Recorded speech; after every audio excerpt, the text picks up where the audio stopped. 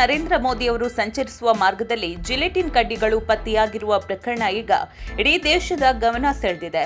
ಕೇಂದ್ರ ಸರ್ಕಾರ ಈ ಘಟನೆಯನ್ನ ಅತ್ಯಂತ ಗಂಭೀರವಾಗಿ ಪರಿಗಣಿಸಿದ್ದು, ದೇಶದ ಘಟಾನುಘಟಿ ತನಿಖಾ ಸಂಸ್ಥೆಗಳು ಈಗ ಅಖಾಡಕ್ಕೆ ಇಳಿದಿದೆ. ಹೌದು, ಈ ಭದ್ರತಾ ಲೋಪದ ಬೆನ್ನಲ್ಲೇ ಎನ್ಐಎ, ರಾ ಮತ್ತು ಗುಪ್ತಚರ ಇಲಾಖೆ ಜಂಟಿ ಕಾರ್ಯಾಚರಣೆ ಆರಂಭಿಸಿದೆ. ಎನ್ಐಎ ಡಿವೈಎಸ್ಪಿ ನೇತೃತ್ವದ ತಂಡ ಈಗಾಗಲೇ ವಡೇರಹಳ್ಳಿ ಗೇಟ್ ಸಮೀಪದ ಸ್ಥಳಕ್ಕೆ ಭೇಟಿ ನೀಡಿ ಪರಿಶೀಲನೆಯನ್ನ ನಡೆಸಿದೆ. ಬೆಂಗಳೂರು ದಕ್ಷಿಣ ಜಿಲ್ಲಾ ಎಸ್ಪಿ ಶ್ರೀನಿವಾಸ್ ಗೌಡ ಅವರಿಂದ ಅಧಿಕಾರಿಗಳು ಸಂಪೂರ್ಣ ಮಾಹಿತಿಯನ್ನ ಪಡೆದುಕೊಂಡಿದ್ದಾರೆ.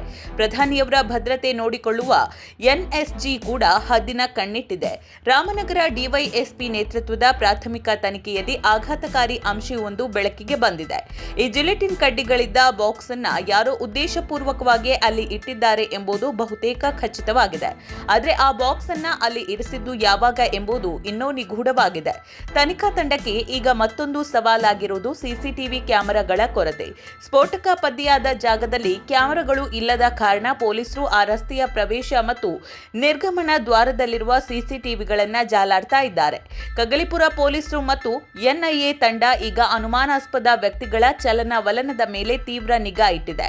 ಈ ಕೃತ್ಯದ ಹಿಂದೆ ಅಂತಾರಾಜ್ಯ ಅಥವಾ ಅಂತರ್ಜಿಲ್ಲಾ ಕೈವಾಡವಿದೆಯೇ ಎಂಬ ಬಗ್ಗೆ ರಾ ಅಧಿಕಾರಿಗಳು ಮಾಹಿತಿ ಕಲೆ ಹಾಕ್ತಾ ಇದ್ದಾರೆ.